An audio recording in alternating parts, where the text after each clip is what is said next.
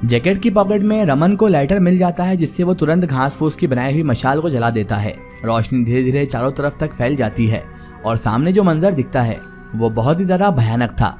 वो अपने आप को कंकालों के ढेर के बीच खड़ा हुआ पाते हैं। तभी कोठरी के सामने के रास्ते से किसी के पास आने की आहट और गुर्राहट दोनों सुनाई देती है।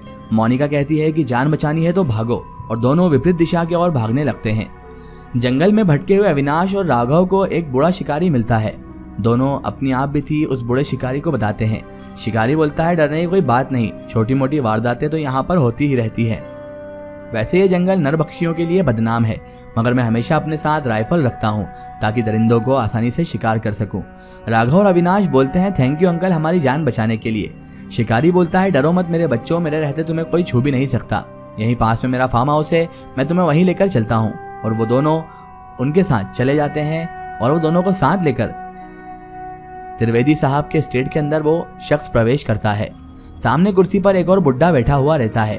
वो कोई और नहीं, स्वयं त्रिवेदी साहब ही थे, जिनके सामने जाते ही शिकारी अपनी हैंड उतारता है और त्रिवेदी साहब के कदमों में रख देता है। त्रिवेदी साहब राघव और अविनाश को सर से पैर तक एक बार देखते हैं और अपने गुलाम शिकारी राजू को कहते हैं, राजू जाओ बच्चों के जलपान का प्रबंध करो। और राजू उन दोनों को लेकर फार्म हाउस के अंदर चला जाता है। दोनों सोफे पे बैठे पानी पी रहे हैं। तभी अविनाश की नजर खिड़की के कांच पर लगे खून के धब्बों पर पड़ती है। वो राघव की ओर इशारा करता है। मौका पाकर दोनों फार्म हाउस के बाहर की खिड़की के पास चले जाते हैं, जहां उन्हें रतन तड़पता हुआ मिलता है। वो इशारों में कुछ बताने की कोशिश करता है। शायद वो ये कहता है कि तुम लोग यहाँ से भाग जाओ, ये जगह खतरे से खाली नहीं है। तभी शिकारी बना राजू बाहर आ जाता है और रतन और कुछ कह पाता इसके पहले फौरन उसे गोली मार देता है। रतन को मरता हुआ देख अविनाश और राघव फौरन शिकारी राजू के ऊपर झपट पड़ते हैं। वो उसका गला दबाने लगते हैं। तभी त्रिवेदी साहब आ जाते हैं। वो सबको अलग करते हैं और राजू को 4-6 झापड़ रसीद कर देते हैं। त्रिवेदी साहब के डर से राजू चुपचाप वहां से चला जाता है। त्रिवेदी साहब राजू को चिल्लाते हैं, इस बियाबान में रहते रहते आदमखोर हो गया है साला, नमक हराम है। फार्म हाउस में इतने माल मवेशी भरे पड़े हैं, साला उन्हें मार के नहीं खाता है। इंसानों को रोज ताजा गोश्त चाहिए इसको। और रतन की बॉडी को उठा के सामने लगे ऑयल पानी की मशीन में डाल देते हैं। एक तरफ से रतन के जिस्म का खून और दूसरी तरफ से मांस के लोथड़े निकलने लगते हैं। अविनाश और राघव वहां से भागना शुरू करते हैं और गिरते पड़ते एक ऐसी जगह पहुंच जाते हैं जहां अनिल पहले से एक कुर्सी में बंधा हुआ है। राघव और अविनाश ये दृश्य देखकर आश्चर्यचकित रह जाते हैं कि वो अनिल को सेफ समझ रहे थे, लेकिन अनिल भी यहाँ पर उलझा पड़ा हुआ था। वो अनिल को बंधन से मुक्त करते हैं। थका हुआ अनिल अभी भी कुर्सी पर ही बैठा हुआ था कि तभी अनिल की गोद में अजितेश की मुंडी आकर गिरती है। इतने में ही राकेश वहां पर पहुंच जाता है। ये सब मंजर देखकर वो जोर जोर से चिल्लाना शुरू कर देता है और कहता है, ये देखो, ये है हॉरर के बेस्ट यूट्यूबर, इन्होंने अपने दोस्त की जान ले ली। अभी राघव और अविनाश कुछ समझ ही पाते कि रमन और मोनिका भी वहां आ जाते हैं। वो राजेश को चीखता हुआ सुन लेते हैं। वो भी अनिल, राघव और अविनाश को गाली देना शुरू कर देते हैं। राजेश सामने पड़े फावड़े को उठा लेता है और अनिल पर हमला कर देता है। तभी हाथ में राइफल लिए त्रिवेदी साहब अपने नौकर राजू के साथ वहां पहुंच जाते हैं और एक बार फिर उन सब पर ताबड़तोड़ फायरिंग करते हुए कहते हैं, हमारे पूर्वजों की वर्षों से सोई हुई आत्मा को जगाया है तुमने। अब तुम्हारे खून से हमारे पूर्वजों की प्यासी आत्मा को शांति मिलेगी और हमारी बंजर जमीन पड़ी लहलहा उठेगी। इधर राजेश मोना को अपने साथ खींचकर दूर ले जाता है। इतना कहकर त्रिवेदी साहब एक बार फिर सबको चुन चुनकर गोली मार देते हैं। सबके भुंजे जाने के बाद राजू एक एक लाश को गुफे के द्वार पर छोड़ आता है। मोनिका ये सब देखकर डर जाती है। वो राजेश से कहती है, please help me Rajesh, please.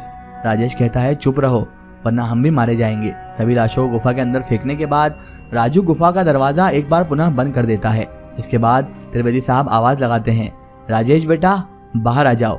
Rajesh अपनी गर्लफ्रेंड मोनिका का हाथ पकड़कर बाहर आता है और अपने ताया जी के चरण स्पर्श करता है। त्रिवेदी साहब बोलते हैं, बहुत अच्छे दोस्त थे तुम्हारे, इनका बलिदान व्यर्थ नहीं जाएगा।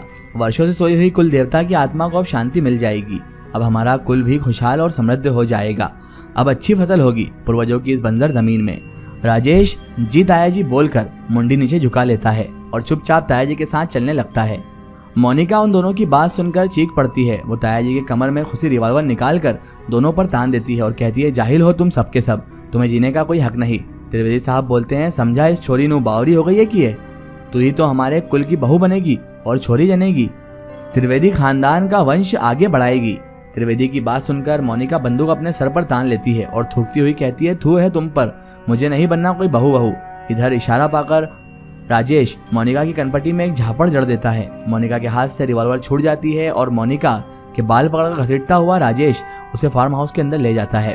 बेडरूम का दरवाजा बंद करता है और मोनिका की दर्द भरी चीख से सारा इलाका गूंज उठता है। शाम का वक्त है। लॉन में त्रिवेदी साहब बैठे चाय पी रहे हैं। उनका नौकर राजू सामने पालतू सुअर और कुत्तों को बारी बारी से मांस के टुकड़े डाल रहा है।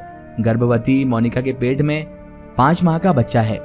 मोनिका एक हाथ से पेट संभाले और दूसरे हाथ में नल का पाइप लिए गमलों में पानी डाल रही है। तभी राजेश घर से बाहर निकलता है और ताया जी की गर्दन धारदार खंजर से काट देता है। त्रिवेदी साहब वहीं पर तड़पने लगते हैं। उनका नौकर राजू त्रिवेदी साहब की लाश को घसीटता हुआ ले जाकर मगरमच्छ के बाड़े में डाल देता है। अधमरे त्रिवेदी साहब का एक एक अंग मगरमच्छ नोच नोच कर खाना शुरू कर देते हैं और त्रिवेदी साहब तड़प तड़प के मर जाते हैं। कैमरा जूम आउट हो जाता है।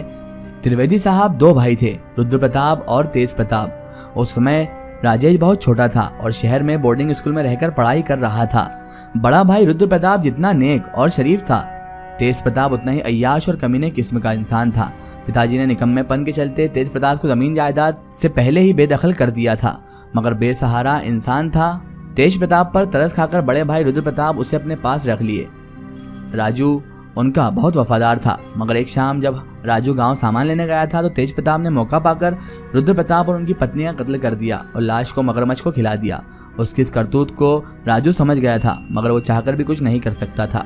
चुपचाप तेज प्रताप की दास्तां स्वीकार लिए और राजेश के बड़ा होने का इंतजार करने में लग गया।